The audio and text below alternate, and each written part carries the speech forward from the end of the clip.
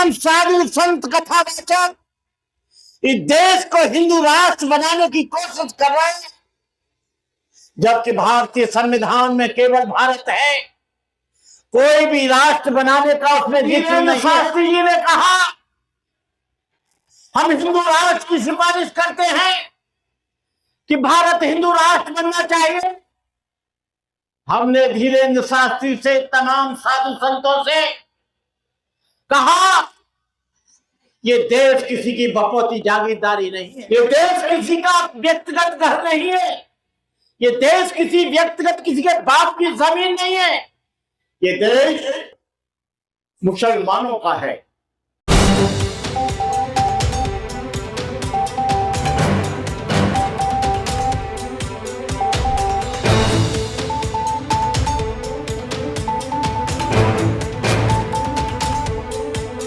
शीलराशि शुभाननम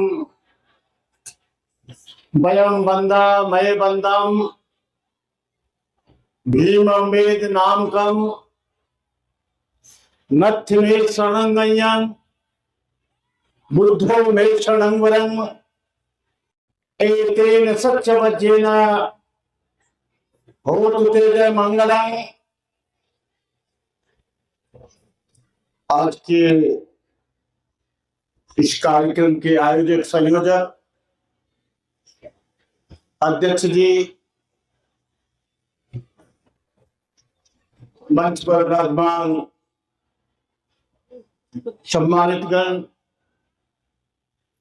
माता और बहनों, 8 अक्टूबर 2024 को मेरे संन्यास के 50 वर्ष पूरे हुए। इन 50 वर्षों में पूरे देश, पूरी दुनिया में जाने का मौका मिला, लेकिन बिजनौर की इस पावन धरती पर, धामपुर आलमनगर की इस पवित्र धरा पर मैं अपने 50 वर्षों में पहली बार यहां आया हूं। मैं कभी सहारनपुर, बिजनौर इस क्षेत्र में कभी नहीं आया, क्योंकि देश के विभिन्न क्षेत्रों में जाने के कारण, लेकिन यहां आकर मन प्रश्न हो गया कि ऐसी जगह पर जिन लोगों ने मेहनत करके इतना सुंदर प्रोग्राम बनाया, इससे बहुत मन प्रसन्न हो गया।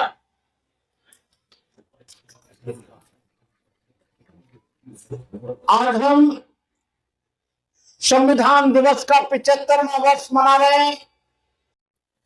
26 नवंबर 1949 को भारत देश के लिए बोधिसत्व डॉक्टर बाबा साहब ने समर्पित किया। बाबा साहब डॉक्टर अम्बेडकर एक व्यक्ति नहीं थे, एक आंदोलन थे। बाबा साहब अम्बेडकर ने इस देश का संविधान बनाकर तुम्हारे पीछे का झाड़ू और गले की हाड़ी को छुड़ाने का काम किया। भूले भटके भारत को, भूले भटके भारत को देव और धर्म का ज्ञान दिया, पंचशील देकर जनता को देश का नवनिर्माण किया। बाबा साहब अम्बेडकर ने संविधान बनाते हुए यह ध्यान रखा था कि देश में मुसलमान, ईसाई, बौद्ध, जैन, सिख अमन चैन के साथ रह सके। लेकिन आज संविधान पर काले बादल छा रहे हैं, संविधान को तोड़ मरोड़ कर पेश किया जा रहा है। तमाम साधु संत कथावाचक इस देश को हिंदू राष्ट्र बनाने की कोशिश कर रहे हैं, जबकि भारतीय संविधान में केवल भारत है, कोई भी राष्ट्र बनाने का उसमें जिक्र नहीं है। जब धीरेन्द्र शास्त्री जी ने कहा हम हिंदू राष्ट्र की सिफारिश करते हैं कि भारत हिंदू राष्ट्र बनना चाहिए। हमने धीरेन्द्र शास्त्री से, तमाम साधु संतों से कहा, ये देश किसी की बपौती जागीरदारी नहीं है, ये देश किसी का व्यक्तिगत घर नहीं है, ये देश किसी व्यक्तिगत किसी के बाप की जमीन नहीं है, ये देश मुसलमानों का है, ये देश ईसाइयों का है, ये देश आदिवासियों का है, ये देश ईसाइयों का है, ये देश बौद्धों का है, ये देश सिखों का है। ये 3-4 लोग बैठकर इतनी हिमाकत कर रहे हैं। हम उन लोगों को, इस देश को हिंदू राष्ट्र बनाने वालों को कहना चाहते हैं, हमारा निवेदन है कि देश को तोड़ने की कोशिश मत करो, इस देश को बांटने की कोशिश मत करो, देश को देश रहने दीजिए। इस मुल्क में आज बाबा साहब अम्बेडकर ने जिस संविधान को बनाया, उस संविधान को बाबा साहब डॉक्टर अम्बेडकर ने जवाहरलाल नेहरू, राजेंद्र प्रसाद के हाथ में देते हुए कहा था कि यह संविधान का वो मसौदा है, यहां पर आज से विषमता खत्म होती है, छुआछूत को खत्म किया जा रहा है, मजहबवाद सांप्रदायिकवाद का इसमें कोई जगह नहीं है। लेकिन आज कुछ चंद लोगों को यहां पर टारगेट बनाया जा रहा है, यहां पर लोगों के जुल्म किया जा रहा है।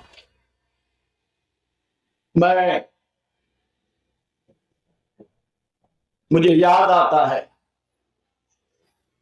कि जब चंद्रशेखर जेल में थे, सहारनपुर की जेल में, यहां के सारे लोग यूट्यूब पर पूरी दुनिया से लोग जानते हैं कि भमते करुणाकर ने उनको छुड़ाने के लिए रात दिन एक कर दिया था, और रात दिन एक नहीं, जंतर मंतर और पार्लियामेंट की सड़कों से पाट दिया था।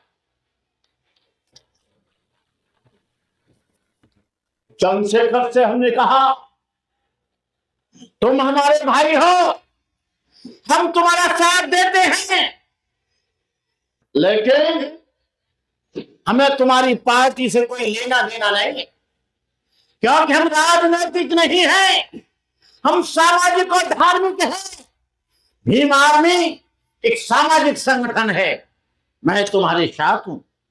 जो भी लोग सामाजिक संगठन चलाएंगे, मैं बीएसपी की बात नहीं करना चाहता, मैं सपा की बात नहीं करना चाहता, मैं आसपा की बात नहीं करना चाहता, लेकिन मैं इस बात की जरूर कहूंगा कि जहां पर भी जुल्म होगा, अत्याचार होगा, अन्याय होगा, छुआछूत होगी, बहन बेटियों में होगी, वहां पर भंते करुणाकर पूरे दम और खम के साथ उसका विरोधी नहीं और उन कतलियों को भी मारने का प्रयास करेगा। हमसे लोग कहते हैं कि भंते जी आप पर 3 हथियार हैं, बौद्ध धर्म अहिंसा का पुजारी है। हाँ, हम मानते हैं कि बौद्ध धर्म किसी की हत्या करने की इजाजत नहीं देता, लेकिन मैं कहता हूं, हम अपनी स्वेच्छा में, हम अपनी रक्षा में, हम हत्या तो नहीं करेंगे, लेकिन हत्या करने वाले को जिंदा जाने की इजाजत कतई नहीं देंगे। हम अपनी आत्मा को आजाद के लिए, हम अपनी इज्जत के लिए, अपने घरों को बचाने के लिए हम संविधान के कोई विपरीत काम नहीं करेंगे, कानून को अपने हाथ में नहीं लेंगे, लेकिन जो कानून को तोड़ेगा हम उसके हाथ तोड़ देंगे। बाबा साहब डॉक्टर अम्बेडकर जब राजेंद्र प्रसाद और जवाहरलाल नेहरू के हाथ में संविधान दे रहे थे, पार्लियामेंट से निकल कर थे, बाबा साहब बहुत खुश थे। बाबा साहब से आचार्य कृपलानी ने पूछा कि डॉक्टर अम्बेडकर आप क्यों खुश हैं?